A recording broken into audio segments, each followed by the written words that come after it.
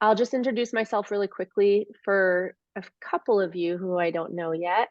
I'm Teresa Christensen. I'm the department chair for photography, and I'm also the director of academic technology, which deals with all the software, computers, equipment that the students use here at PNCA.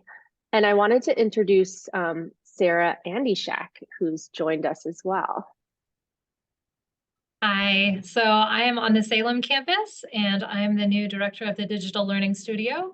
And I used to teach art history and I've used Canvas for 7 years, so I can give you tips and tricks with that. Yeah, so Sarah has put together this amazing LibGuide, which is linked in that Google Doc, the Canvas for Faculty Google Doc that I put together. It's a wonderful resource.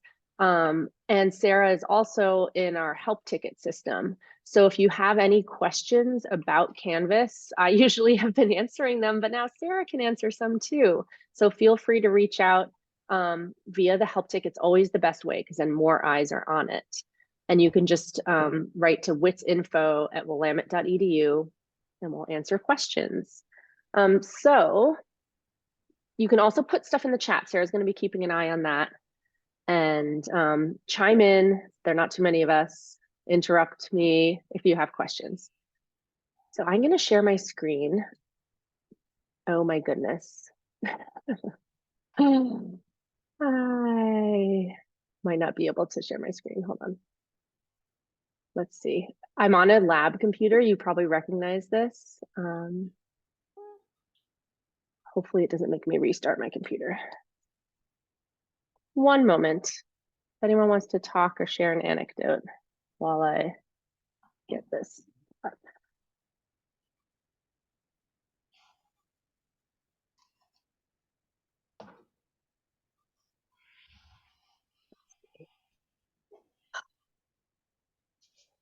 Hopefully it lets me do it. Okay. It was telling me I needed to restart. Okay, can you all see my Zoom screen? My Canvas dashboard page. Yay. Okay. So this is your landing point for all of your, whenever you log into Canvas, you'll be directed here to your dashboard. You can see your Canvas course tiles here. In the session that I did earlier this week, I went through how to sort of arrange those and some little tips and tricks. So you're welcome to go back and watch that recording. I'm going to jump right in and go to my assignment training course site that I have that just has a lot of random material dumped in here from past courses to show you some things. And in this session, we're going to cover how to set up assignments, discussions, and quizzes, things that are going to be potentially graded for your course, though they don't have to be. I'll also go through how to use the My Media tool, which is a video repository, and any other questions that might come up. I'll quickly look at speed grader, but I'm going to have a separate session on rubrics and speed grading that is going to follow the workshop that Justine is doing tomorrow. So hopefully some of you get to attend that and then can come to the rubrics and grading session that I offer. Let's see. Okay, so here we're going to go straight to modules. Modules is my favorite place to create content. Instead of going to the assignments tool and making assignments there, I tend to just do it directly in modules so that it's already organized. And I started a module at the top here. I think you all know how to do that, but you hit the plus sign to start a module. Something that is neat that you can keep in mind is that you can lock modules until certain dates if you don't want students to have access to them until a certain point in the semester. And you can also add a prerequisite. So a student has to complete a module that precedes it before they go into the next one, meaning they have to go to every page and do all the activities. You don't have to, but those are some options there. So that's how you would start a new module. And once you do, you just get this text bar up above. It's kind of like your bucket that you're going to put all your course content into. And you can organize modules chronologically, week by week, or in terms of themes. So when you're ready to add content to your module, you can hit this plus sign here. And If you have created something already, it will be down here. You can sort of scroll through everything that you've made. I've imported a lot of stuff here, so I have a ton of stuff. If you're on a fresh site, you won't have as much. But if you're gonna make something right now, you can look at this drop-down menu, and these are all the different things you can add to a module. So today we're gonna look at the things that can be graded, which are the assignment, the quiz, and the discussion. These other elements I went through in my last demo. And we'll start with assignment. This is the most flexible tool to use, I think. If you want to create a new assignment, you click create assignment and you give it an assignment name. So intro exercise, I'll just call it. And then you can add the item straight to your module. So it's added there, but it's a blank assignment, nothing's been done to it. So to start to edit it and set it up, we're going to click on it, which goes into the assignment. And then we're going to hit edit right at the top here. There are so many options with assignments, so I'll try to keep this as simple as I can. But you can do anything you want in this rich content editor box. It's just like a page that you could set up. So you can add text. You can insert things like links, images, media.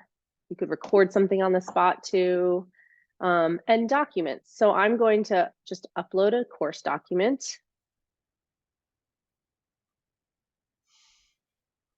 Let's see. Hit submit. And it shows it as a PDF that a student will be able to preview right away in the web browser, or they can download it. So it's just a really nice feature.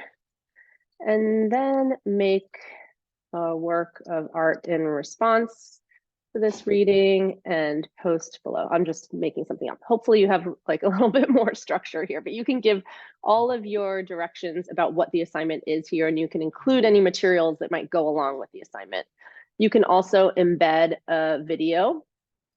There's some options for YouTube. I'll show you Kaltura, where you can have a video library that you're pulling from. You can embed a Google document here if you want them to take a look at something that you have in your Google Drive, or maybe it's a collaborative Google document. So that's really nice. It'll be a live Google Doc that's showing there. That's what this Google icon is as well. So you add in any text you want here, and then down below you have a lot of different options. The first is points. You're going to have to decide how many points this assignment is worth. And keep in mind that points, all of your assignments don't have to add up to 100 points for the final grade. Points are just relative. So you should think about how much time your students are taking for each assignment and sort of base the points on that. So maybe if it's a short exercise, like this is a reading and making a quick response, it's worth something like 5 points. Maybe if it's a little bit longer, a more in-depth reading with a written response and it's going to take a little longer, you give it 10 points. Maybe if it's a few weeks long project, it's 25 points. So you can sort of base it. They just have to be relative to one another. They don't all have to add up to something. But you do have to assign a certain amount of points. And then I'll circle back to assignment groups, but you can organize your assignments in terms of different groups, categories for your class. So I have a few that I set up already. You won't see these unless you have set it up. But I have projects, written work, technical exercises, attendance, participation. So I'm just going to keep this in projects. And then you can choose if you want to display your grade to students as points or letter grades. I have found that letter grade is a little easier for students to understand because they're used to seeing A's, B's, C's. When you display it as a point, they think that that's like 5 points out of their final 100 potential points for the class. So they do get a little confused sometimes if you keep it as points. And what this does is it'll just do an automatic conversion to a letter grade. So up to you, but I would choose something like that. You could also say not graded. Maybe this is an assignment that you're not going to do a grade for. Or maybe it's just complete or incomplete. So a bunch of different options. GPA scale seems kind of strange to me, but it's there too. I have a question on that, Teresa. Yes. So if you assign it to a group of technical exercises or design projects, so one would be, does that change the weighting automatically in the weight section, or do you have It'll to? go I'll come back to that. It'll go Okay. into that category, and then it'll be part of that calculated weight for the Oh, that's final grade. great. Yeah. Cool. So you can decide here, and you can always do it later too. Okay, great. The next step is, and there's a do not count this assignment towards the final grade, so you can grade it and then have it not count towards the final grade too, which is a nice option. Yeah. Is submission type. What are these students going to do? If there's no submission, maybe it's actually an assignment that you're just grading them on. Like you can set up an assignment for participation for the class and then have no submission there and give them a grade and feedback in Canvas for participation, even though the student's not being asked to put anything onto Canvas. Does that make sense? So that's sort of the way that you would grade based on things that are not have anything to do with Canvas. So I have a question on that too. Yep. So if they're gonna, I usually have them upload the larger files to Google Drive just because it's better to have it there. So can I just say, would that be an external tool? Yeah, I'll show you in a second. Google Drive folder there. Mm-hmm. Yep. Oh, great. Online is probably the most often used. And if you're choosing online, I would just choose file upload because that will encompass the broadest amount of different types of files. Or if you need to specify, there are these different types of online entries, but a file upload can mean a PDF, a JPEG, a TIFF file, a .mov file, an MP3, you know, it can be any kind of file. On paper means that maybe they're turning in a drawing they did and then you're grading it, but it's obviously not on Canvas. But this on paper indication tells the student they still need to turn it in. And then the last thing is external tool, which Marilyn was referring to. And these are all these plugin and apps that we've installed into Canvas. So if you click on find, you'll see there are a few different ones and most won't have relevance for assignments, but there is Google Assignments, LTI 1.3. And I'm going to actually have a whole session on this tool because I installed it in the middle of last semester and it's a pretty cool one, but it's meant to allow you to set up something like a Google Doc where they could write an essay and then you can give feedback. If you're used to all the editing tools in Google, it's a really nice way to provide feedback. It's a little different from the Canvas Speed Grader. So I'll go into that in another session because it does get a little bit more complicated. But yeah, there are some options there for that. I'm gonna just choose online and file uploads because that is sort of the most commonly used one. And then you have an option for submission attempts. I often leave this as unlimited because sometimes a student will submit something and then realize I needed to change that. So if you do limited, it'll just restrict them to a certain amount of attempts they can upload to. Even if you do unlimited, you will still see all of their different submission attempts. So you can go back and see what they turned in previously. It also provides the option for you to give feedback and say, can you revise this? And then they can turn in something else.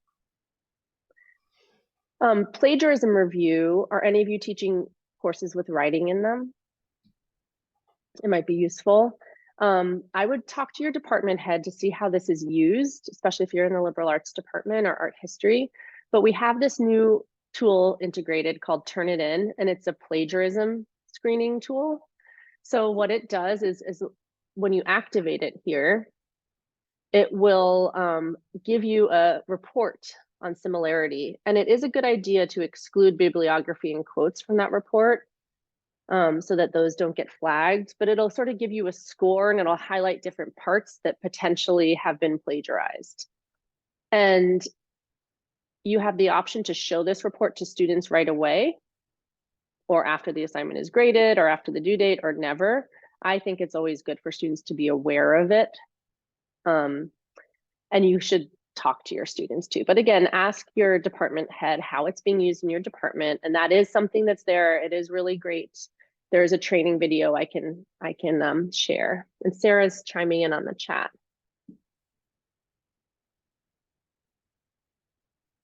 Did you have anything you want to add, Sarah, to that? Or? Sorry, no, just that I couldn't find my mute button. Just to say that the plagiarism issue, this similarity report is really useful if they're like, oh, no, I didn't. And you're like, yeah, here's where you copied from Wikipedia. So Yeah.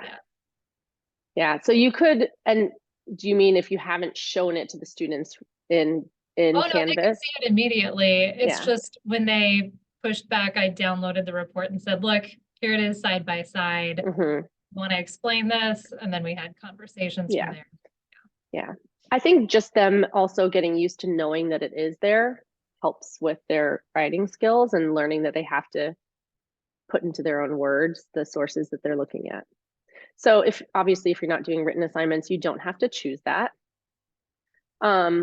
There's the option to create assignments for groups of students, and you can assign a grade to the whole group or to students individually. So let's say they're collaborating on a presentation or something. So that's a nice way to structure grading. You do have to set up groups, and you could do it ahead of time, or you can do it right here in this tool. So you can allow students to sign up. It's a lot of different options here, and I'll let you sort of poke around if you are doing it, or you can have Canvas create groups automatically.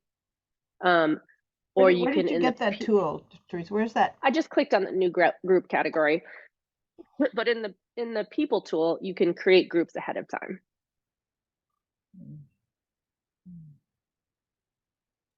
Another neat thing that you might be doing that's a little bit more collaborative also is requiring peer reviews. So, sorry, I have a cough. I'm just gonna have a cough drop.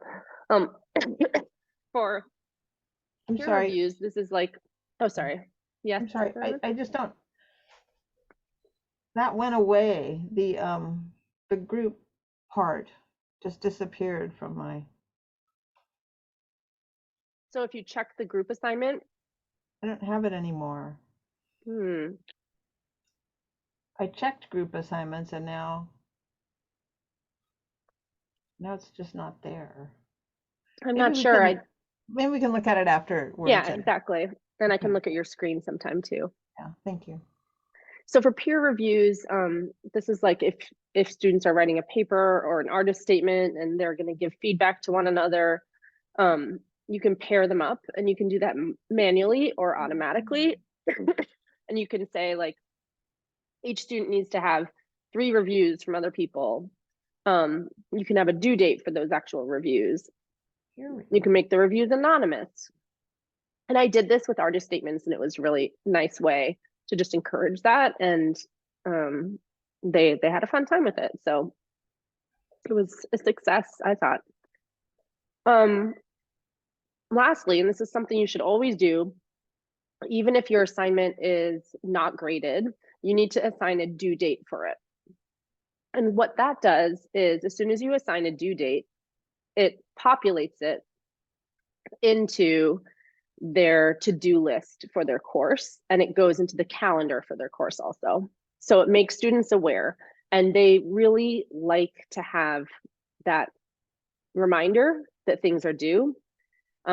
It just helps them manage their life. So don't forget to put a due date on it.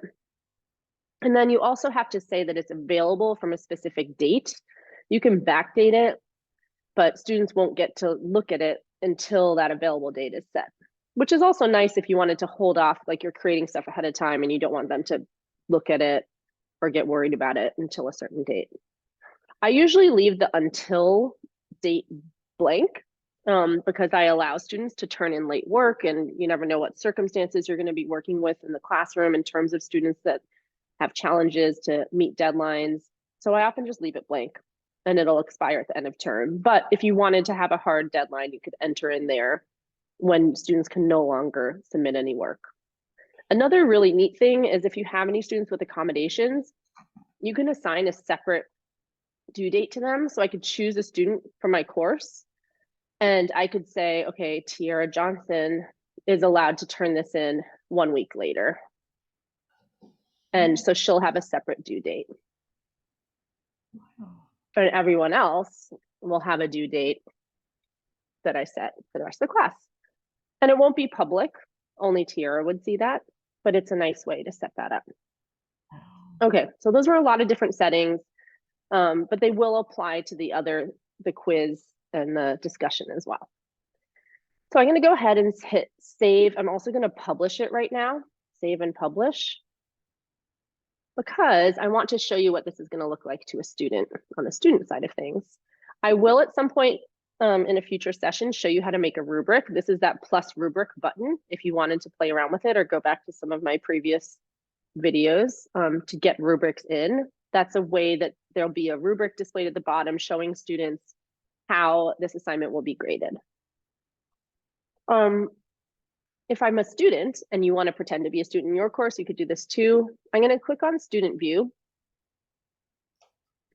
And this is what the student, oh, it's not, the module's not published. Okay, so hold on, let me publish that module. Good exercise to review. So I'm going to go into modules and I'm going to publish that module. Then I'm going to be a student. So now I see the module and I see the assignment. I can click on the assignment and it looks much cleaner than what the faculty member has. It just has the text prompt here. And then across the top, it says when it's due, the points it's going to be worth, what you need to do, upload a file, and how long, when it started to become available. You'll also notice if I go to the home bar, it populates as a to-do assignment. So this is where they see their to-do list. And if they're on their dashboard for all of Canvas, whoops, it's not gonna let me show it. There's another to-do list that shows all the to-dos for all their different classes. Let me go back to the assignment. Okay, so if you're a student, you can start the assignment and you have all these options. So Marilyn, there's actually like an option for them to go into Google Drive and upload their thing there. What? Really? So that's just with file submission. Yeah, so I wouldn't even use the Google assignment. That's more of like a collaboration tool. I would just do file submission and then they can upload something through Google Drive. They can upload it here. They can record a video of themselves. They could do basically anything. There's also Office 365 for Word documents, but let me just upload something quickly here. What did I have? Oh yeah, so many different. And they can add multiple files too. Great. Let me choose a Word document.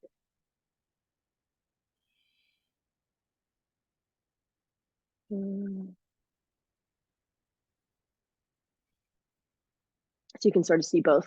They can write a comment. I really had a hard time with this. Would love your feedback. You know, they could write anything, or you can have them write something more, and then they can hit the submit button. And they get like a little confetti explosion. So cute. They could do a new attempt at that point if they're like, oh my gosh, I submitted the homework for my other class. Like, this is so embarrassing. So that's why it's nice to allow multiple attempts. I'll leave the student view to now show you that as a faculty member, if I'm on my home page, I now have a new to-do thing, which is that I have to grade that one submission that just got turned in.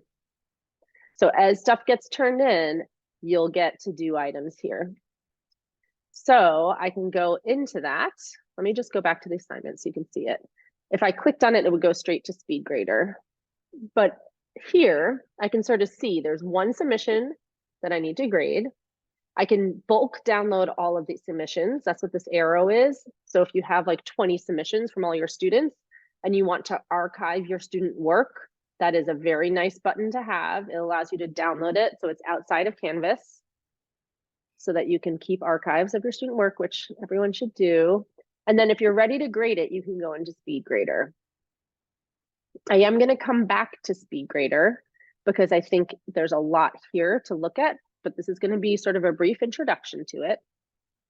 So this is, you'll see it opened another window, and this is a tool within Canvas where you can give feedback to students, including their grades. So you see the image they uploaded, and there are two things they uploaded. There's also a Word doc. No idea what this Word doc is. It's just in my demo file folder, so we'll see in a second. And if they are uploading documents, please suggest that they don't use Pages files because you're going to have to download those and open them outside. They should only use Word docs or PDFs. As you can see, the Word doc is having trouble processing, so a PDF might have been better. Hopefully And that processes. you can specify in that, I think you covered this, what type of file they can submit. Oh, yeah. And so that's a way to control it too. The other type of file that doesn't preview is the iPhone file, unfortunately. So Apple is so annoying, but they make their files HEIC is the file format, and Canvas does not like to preview those. So if students can at all save those as JPEGs, that is the way to upload them. They would need to just convert the file type to a JPEG and then upload it. So, okay, so when you're here, you can look at their stuff. If it's a image, you can do all sorts of things here. There's a lot of different annotation options up here where you could even draw on the file. Let's see if I remember how to do this. Oh, that's the strike through button. Whoops. Here, I'll use the paintbrush. So I could circle this, and then I could write a little comment saying, your focus is wonderful. You know, it's a photograph, so I'm not sure. You know, you can do that for artwork. You can also do that for Word documents if this ever previews. There we go. Oh, this is great reading response. Where you can write a text box. You taught art history, Sarah, so you might have even more here. Yeah, that was a really good tool. You can do exactly that, and I would usually put it in a different color so it popped out really quickly. Yeah. Okay. And there was, if you do that little one, There's a that looks like a balloon, highlighter. yeah, Ooh, highlighter. this one. You can drop that. And then Oh, that's really nice. That's even better. Comment. Okay. Oh, and then you can leave replies too. Yep, that I like that balloon one. There's all the editing tools here really. So you can draw on stuff, you can highlight, you can use a text box, a strike through. It's not quite as much as Google Docs in the sense of being able to live edit something and write in suggestions. So some people rather have students submit Google Docs so they can preserve those editing tools, but it is kind of like a student has turned in a printed essay and you're marking it up with a pen. So that's what you can do on the actual work. And then over here, you have a few options. This is the comment that the student left. Sometimes they leave one, sometimes they don't. You can write comments here, and it is encouraged to give some sort of feedback. Feedback goes here. And you can also attach things. So if you're like, oh, this reminds me of a reading that you should do, you can include the reading there. You could also record a video of yourself. So here you can, I don't know if it'll allow me to do this. Let's see. Yeah, there's a video of myself. So you can record a video of yourself giving verbal feedback, or you can upload a video that you have if you're like, watch this tutorial that I just made for you. You can also record an audio, like a voice memo. And I think a lot of faculty actually do use the voice memo because it's sometimes easier just to give verbal feedback than to write it all out. You can also reassign this assignment if you feel like they just didn't do what you were expecting, and then they'll have to go in and do another submission. When you're done with that, you'll assign a grade. So let's say I give them a 4, it's going to calculate that into a letter grade. Wow, a 4 is a B-. Yeah, right. Got to be careful with those tiny points assignments. You can always make all of your assignments 100 points if you want to. You can do whatever you want. If you included a rubric, it would show down below here, and that's sort of going to be your grading tool to help you grade it.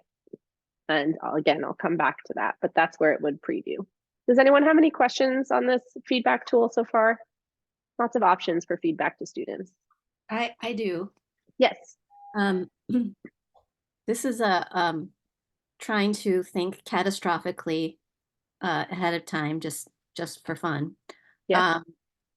You know, thinking about the video and the audio kind of features for feedback, and I'm like, can they be screen recorded, downloaded students like taking our whatever and crafting things with that? I mean, like, what's Like the, memes of their professors.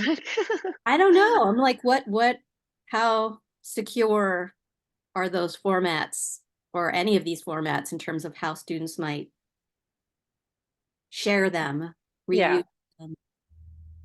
I mean, they could always screen record. I don't think there's anything that Canvas has in there that would prevent that, right? I don't think so. Maybe Canvas does. It's a good question. I'm going to write it down so that I can always write to Canvas and ask.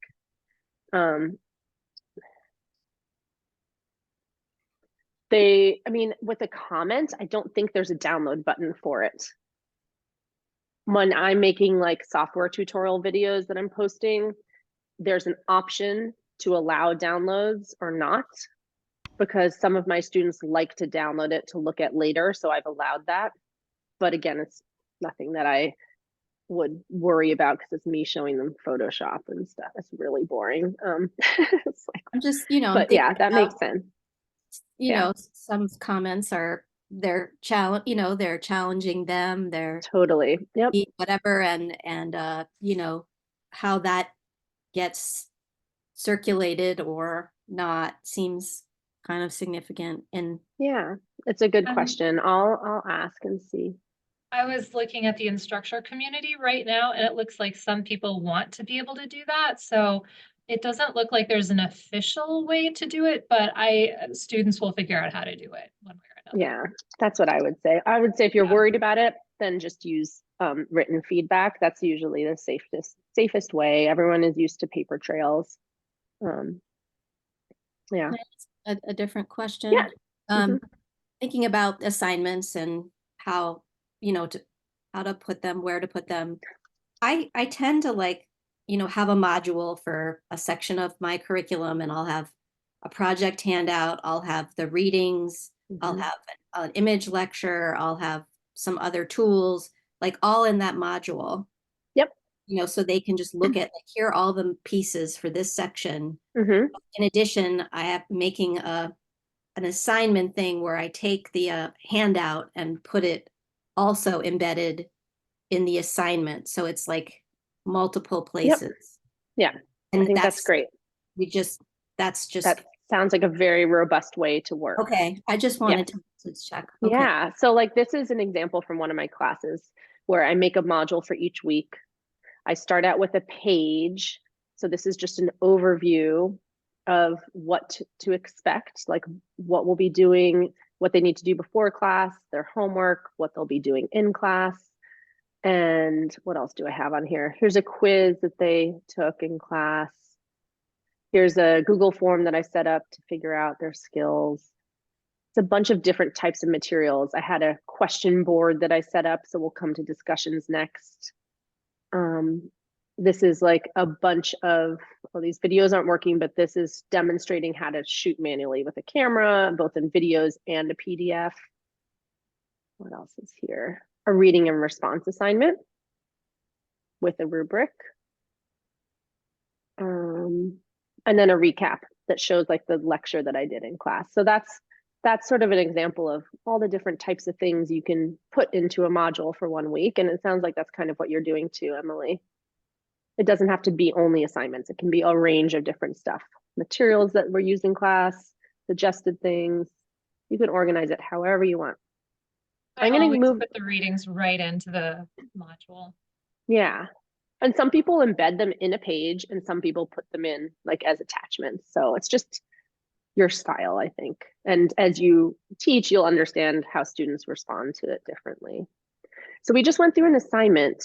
The other two things I want to show you are discussions and quizzes, which are a little easier to demonstrate. I'll go to discussion first. And if you have any set up, it'll show them. But if you're going to create a new discussion, you click on create topic. And this can be intro to class. Or how about class introductions? Add item. And then I'm going to click on it again to edit it. Go to edit. And so a discussion has the same kind of look as an assignment, honestly, but it's just going to function differently. post an image and a quote below of your favorite artist and writer as a way to introduce yourself. I don't know, just a prompt like that. And then you could attach something here. They have this specific attachment button because I think a lot of the time discussions are used as reading responses, but you can always embed the PDF up here. And then there's some options down here. You can allow threaded replies, which is when someone can reply to your post and then someone can reply to that reply. It's something that we're used to seeing all the time, right, in social media. If it's a reading response, sometimes it's good to say that users must post before seeing replies so that they're not riffing off of each other's work, that they actually have to do the work. Yep, it's a good thing to check if it's something that's going to be graded. You can choose if it's going to be graded or not. As soon as you check the graded button, all this other stuff pops up that we just saw. It's not as complicated because there's not a plagiarism tool embedded here, but it's asking how many points it's going to be, how you want to display the grade, which assignment group it's going to go into. I'll say participation, if they're peer reviews, and then the due date. I interject one thing real quick because Yes, it just please. shows you who to assign it to. The law school asked me about this yesterday. You can set up sections within your class if you only want certain groups of students to do certain assignments. Yeah, where was that? I saw that for a second. Assigned to, so right now it says everyone. Down here. Yeah. Yep. Yes, you can set up groups and course sections too. Yep, that makes sense. Or you can choose out specific students who have accommodations as well. You can allow liking or not. I don't usually do that, but it is there. And when that's all set up, I'm going to hit save and publish just so you can see what it looks like. It looks, again, very sort of streamlined, and a student can write a reply. So let's be a student for a second. Oh, I don't have an image ready, but let's say, here's my image to quote. And they can attach something, or they can embed an image by saying upload image, which actually is nicer because then it'll show up. Here, I'll upload a silly image.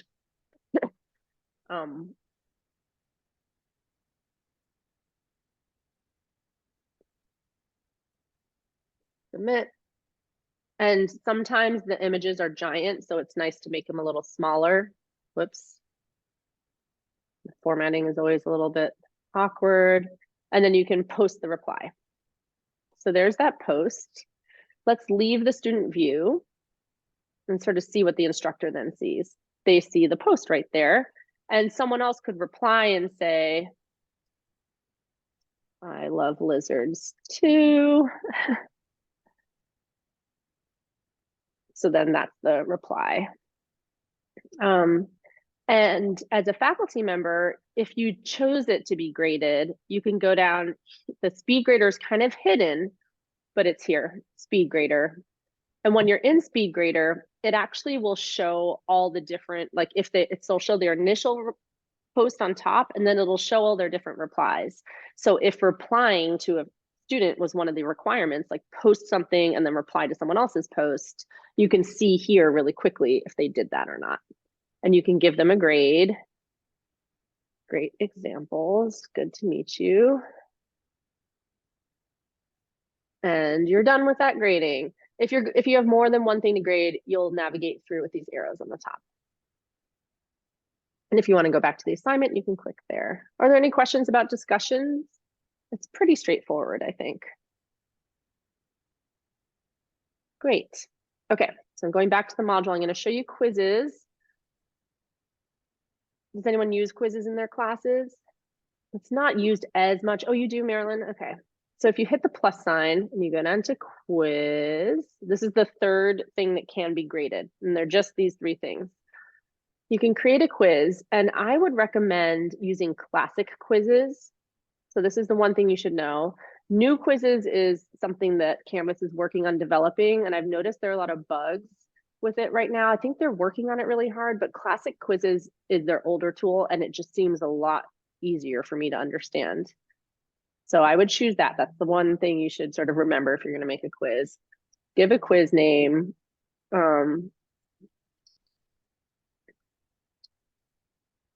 don't know. And then choose a group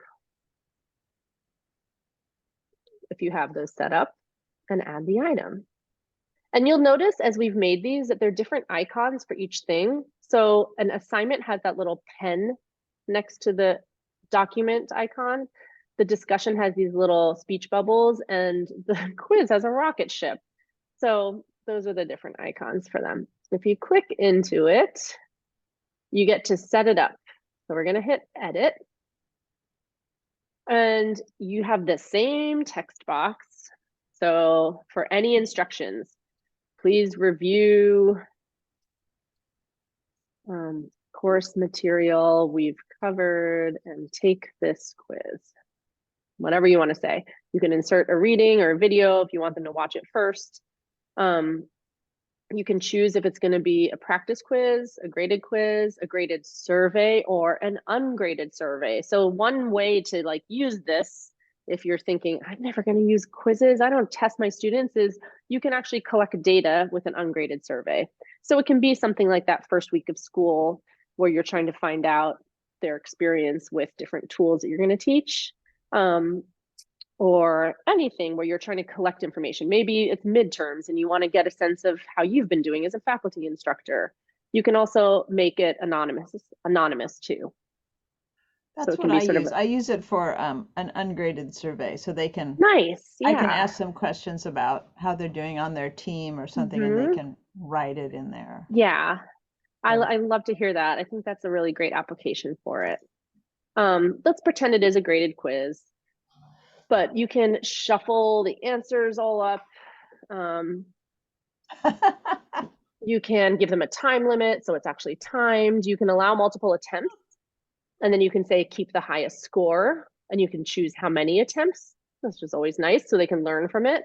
One thing that's cool that you'll see is that Canvas lets you tell the student what the actual answer is, or provide like a guided reply if they get the wrong answer, so they can sort of learn by taking it multiple times. Here you can say, let the students see the correct answers at a specific day or time, or you can hide the answers at a specific day or time, or you don't have to do that. There's so many options, and I would like build a quiz and then try it out yourself as a test student for sure to make sure it's working the way you wanted it. You can show one question at a time, lock them after answering. Oh my gosh, this makes me anxious just to read that. But yeah, or you can show them all so they can skip around to the ones they know the answers to. Requiring an access code means they need a password to get in. So then you can control when they're going to take it. Filter IP address. Yeah, all this type of stuff so that they're taking it in class on the computers you know they're going to be on.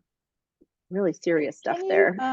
I have a question on that. Can you do it as a team? Can you have team quizzes?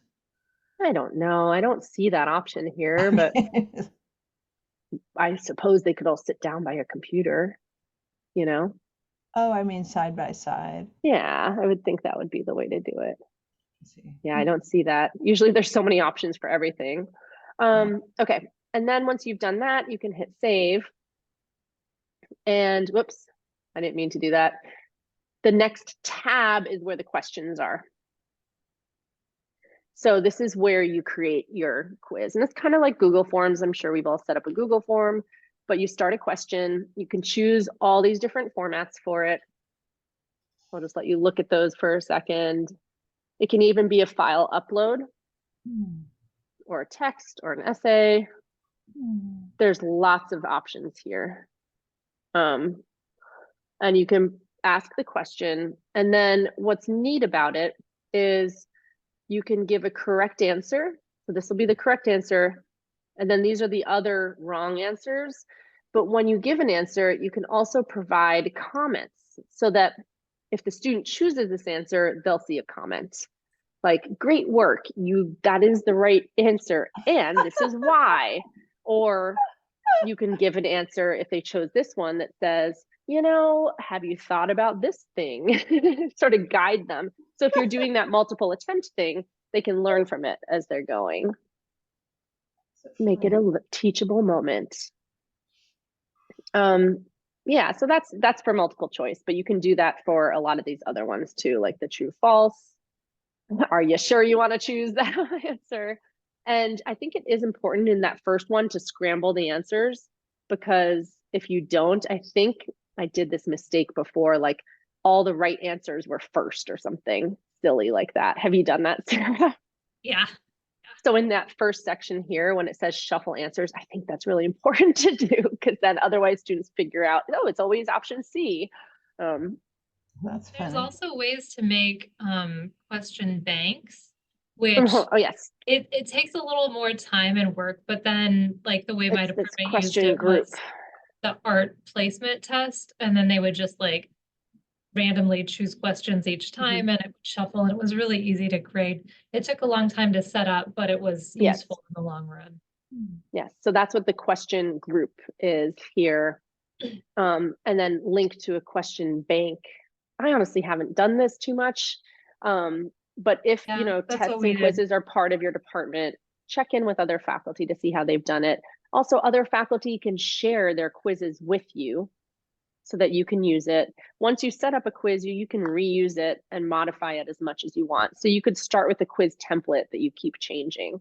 It does take a bit of time. The really nice thing about quizzes, though, is that Canvas will grade all the stuff that is set up as true answer and the correct and wrong answer. So it'll grade it for you.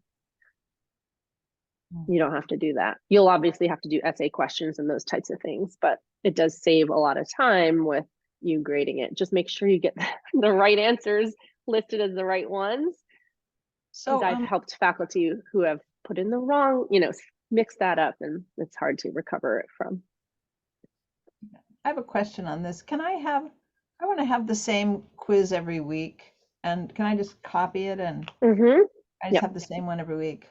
Okay. So let's go back to modules. So it's the same one, or are you changing it a little bit each week? No, I'm not changing it. Basically, each student is the producer of another student. So all the students are in teams of 2. So one student is the producer. They each produce each other in these little groups of 2. So you make sure the person you're the producer for is up to date. I don't have any problems. And I was just thinking I would do it as a quiz, because they can just write their stuff down, like right. graded, and then I can go in and see. I couldn't think of an easier way to do it. So they would each write up about the person they're producing. And that's what the quiz is. People are sick, and so so you'd maybe say who you're producing for that week. So if each student is only going to take this quiz one time, but at different times, no, they're going to take it every week. Okay, so then I would copy it multiple times, because you don't want them to have separate entries. So you can take this history of photo quiz I just set up, and you can, oh man, thought I could, yeah. No, that's not it. Do you know how to do this, Sarah? I thought I could duplicate it. I haven't duplicated like this within a class. As irritating as it is, I think it's probably easiest if you just create the same thing in each module, like copy paste. Oh wait, duplicate. Yeah, there you go. Can you duplicate? Okay. Can you do that with the quiz? But that's just for the, I think those are for those 2. It doesn't look like it has an option for quiz. I think the problem with the quiz is because it would be the same quiz, it would continually overwrite the grade. So you really need a new quiz each time and just put the same questions into it. Okay, that just takes longer since I have it. Yeah, right. But when you're making the quiz, it doesn't have to be a quiz. I was just thinking of an easier way for them to write down their comments. They're meeting with a person. They're going to write down their comments like, is your project going to be on schedule? What was the work they accomplished this week? So that do they need anything? Like, are they stuck because they need something? Is there a technical issue? And they would answer those questions when they talk to their person. And anything that's graded, I think you do need a new one. So it creates a new entry in the grade book. And the way I've done that in the past was like for my weekly discussions, I would just copy it and paste it and paste it and paste it. And it takes time setting it up, but then you're done for the semester. Also, when you start a new quiz, you can go to find questions and it will show you all the questions you've used for past quizzes. Oh, okay. So then you can just copy. Cool. Yeah, you do have to put it together, but it'll remember all those questions that are set up with the answers. Oh, that's great. Find questions. Yeah. Okay, that's perfect. Then I can just pop those in there and then. Yeah, exactly. I don't think it's too also hard. They will change later in the term. I mean, they're not all exactly the same, like as we get closer to completion. Yeah.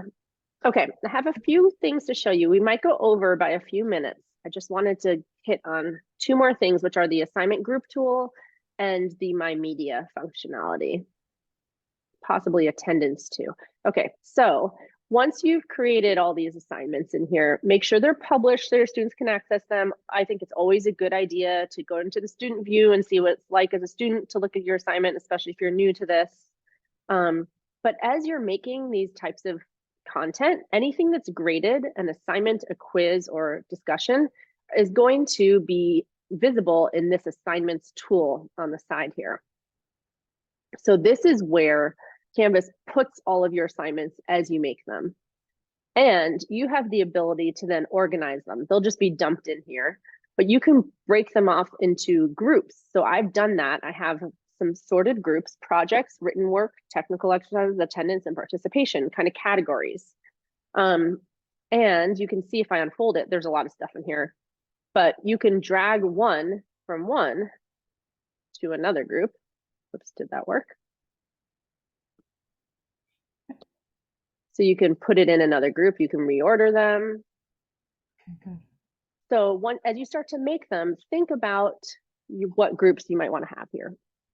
This is something that PNCA is requiring now so that these groups match your categories of assignments on your syllabus. So that's sort of what we're working towards getting faculty to do. And that each category is a percentage of the student's total grade. So to make a new group, you can hit a plus sign and you can call it whatever you want, any of those types of categories. I'm sure every department has a different set of categories. And then you can assign it a percentage of the total grade.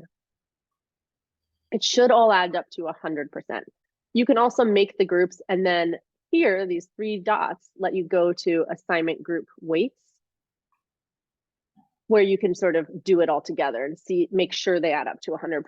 So you can finagle some things here. If you're like, uh-oh, I want participation to just be 5%, and I'll make my projects 50 then.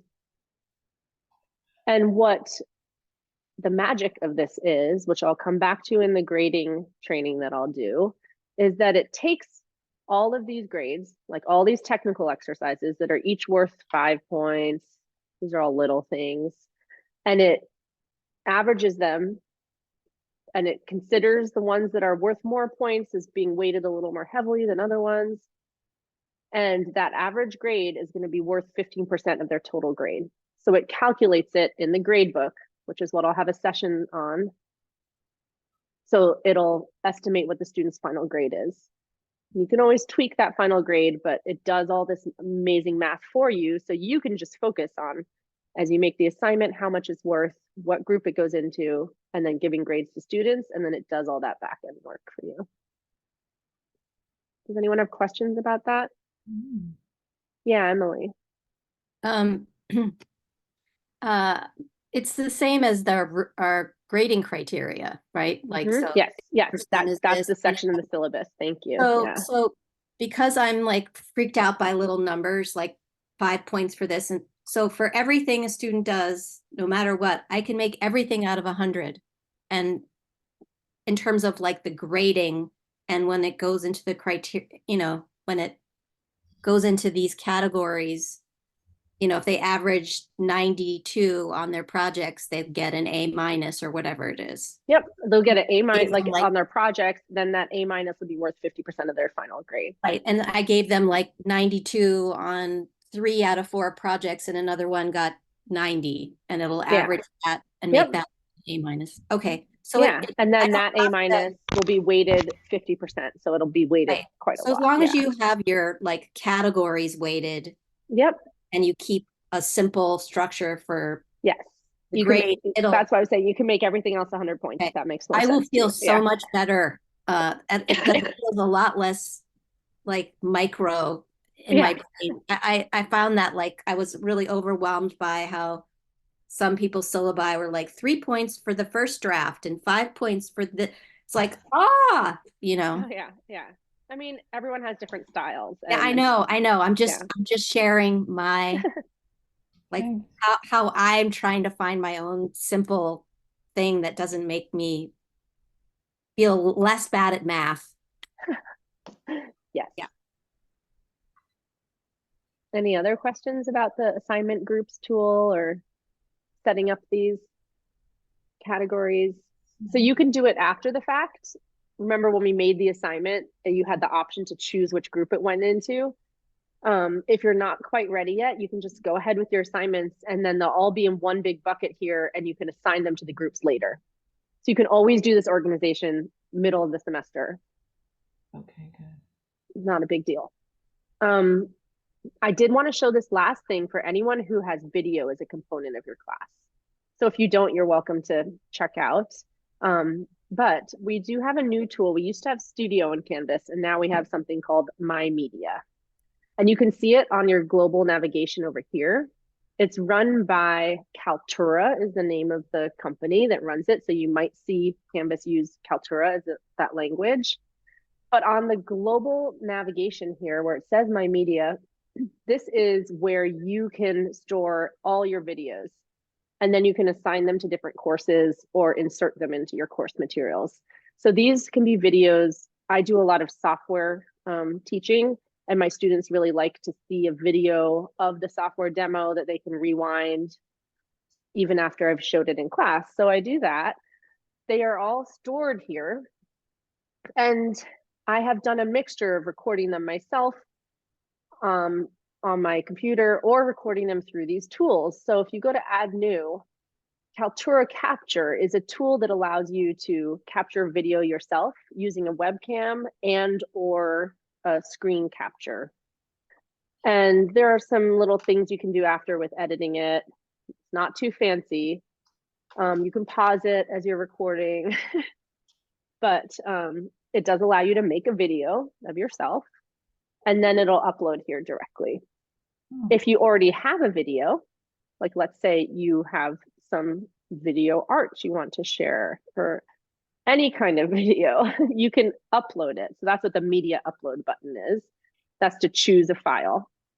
And students can do this too. So this might be interesting for you, Marilyn, because students can add their animations, for example, or their video art, and it'll be here, and they can share it with their instructors. I guess my only question would be, how hard is it to get out of here? Can I download all of these easily, or is I'm going to have to download them one at a time? Because I've lost so much stuff when we switched from homeroom. I've never recovered. Yeah, I don't know. So You'll I have don't to feel play like around with it I don't feel like putting yourself. stuff in here. I don't want to put stuff okay. in here and not be able to get it back. Yeah, it's just class. You know, I do it for class demo type videos, but it's up to you. I just wanted to show you that tool. And then when you are in your class, back to this class, there is another media gallery option here. And this is where the videos that you've directed to this class will populate. So I have some silly recordings in here. But also you can have your students add media to this. This can be sort of a collective media gallery. So if they have videos they want to post here, they can. How do I download all of those at once? Like, what's the secret? Downloading, let's see. Let's say I want all of those. I want to put them on a reel in the hallway. Can I download all of them in one fell swoop, or do I have to download them one at a time? Or I think you have to download one at a time. But okay, see, this is another problem. You know, that just, if they all put them in there, it's going to be just a lot of time downloading those. Yeah, I don't think it's meant for downloading as much as viewing in the application. But so it's just not. See the download option there.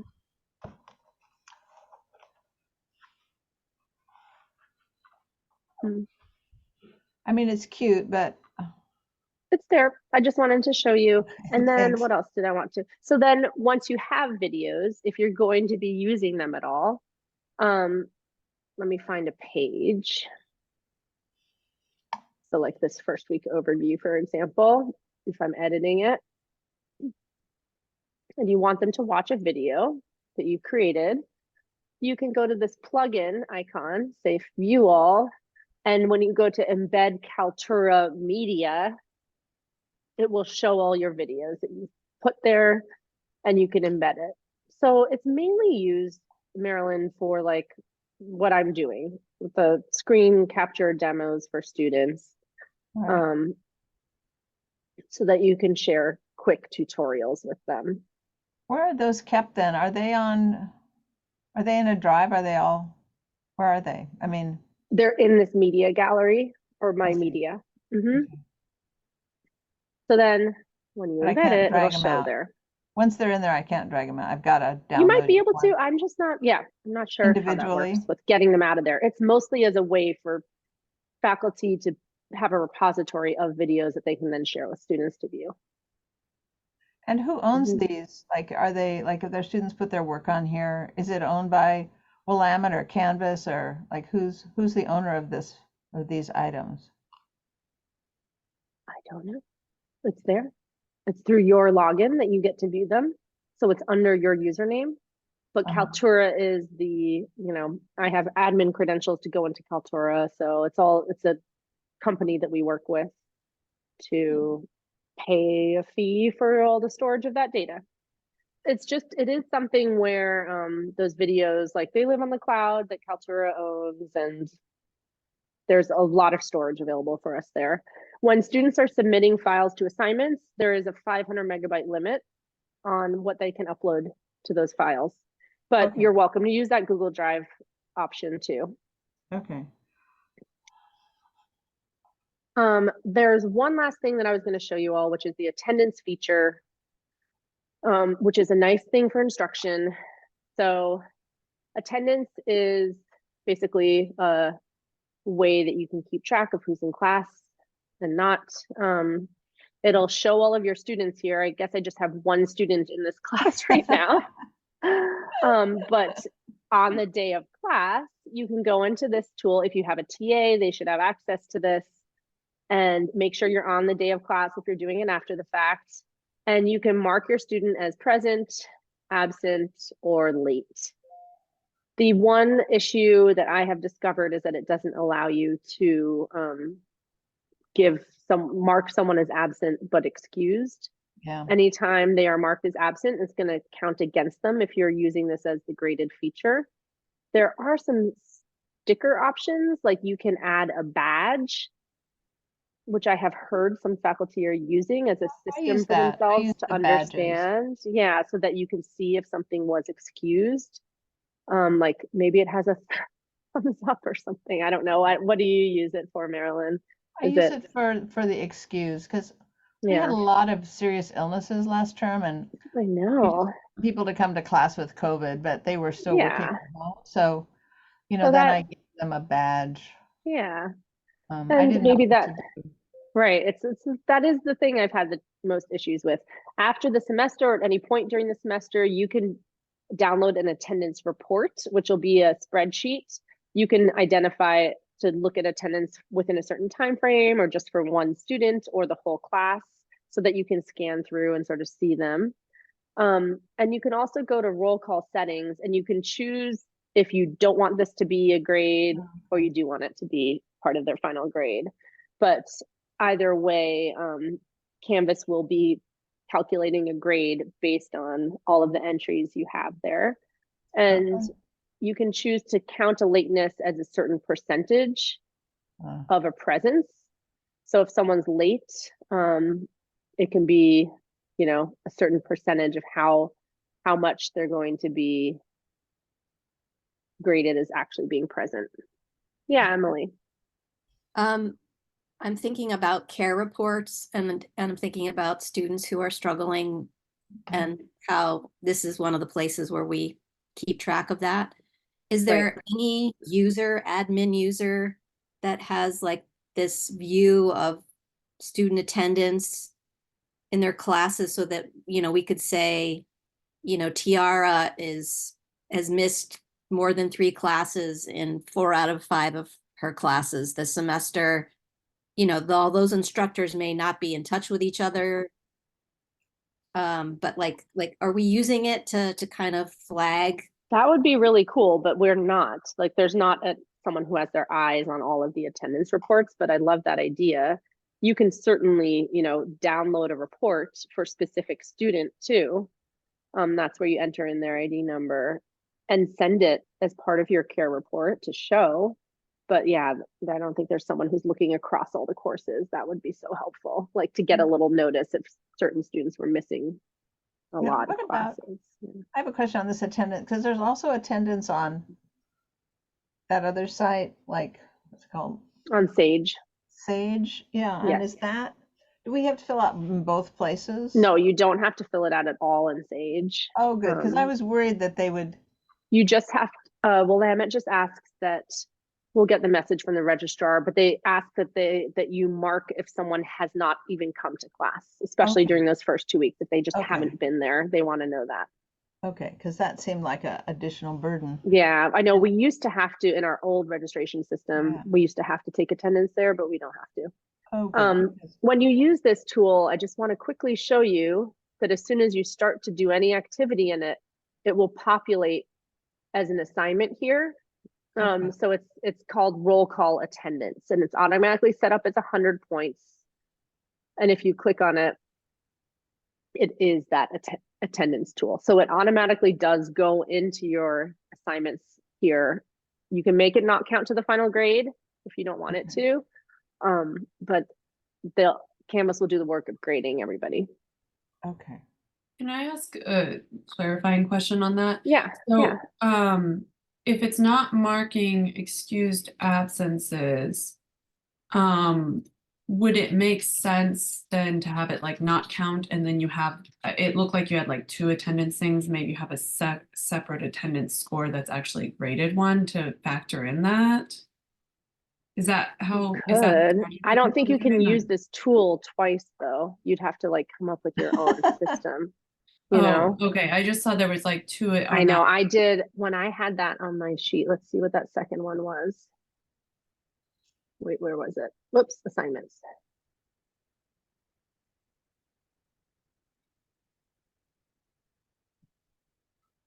I think I was doing something like that, like entering in actual attendance myself. I think that's what I was doing because this is an ungraded assignment. That's what I did too. I think I graded it myself because I had a lot of people with accommodations that time. So yeah, you can do that. And you can say the roll call tool, this attendance tool, you can go in here and say, I think this is what I did. Thanks for reminding me. I'm like, oh my gosh, what did I do there?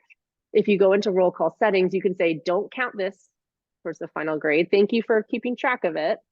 Don't count it though. Instead, what I'm going to do is mark on like a Google Doc when people were excused and then create my own grade here for attendance where I just used SpeedGrader to go through and add grades to each student. Yeah. Each of the students. Okay. All right. Yeah. Thank you for, So they don't have to submit anything. You just put a grade in. That's actually how I do participation too. I usually, let's see if I have it set up here. For participation, I usually have, that looks kind of messy. I usually set up 2 participations, one for midterm and one for finals. And at midterm, it's no submission for the students, but I give them all a grade and feedback so that they can tell if they need to improve in their participation in class. And everyone has different ways. Participation is one of the hardest things to grade on, but yeah. Okay, good. Yeah. Great. Okay. Well, I hope this was helpful for everyone. Thanks for staying on longer. I can hang out if there are any specific questions, but I'm going to stop the recording and say thank you to everyone. Good. I have a question. I just want you to look at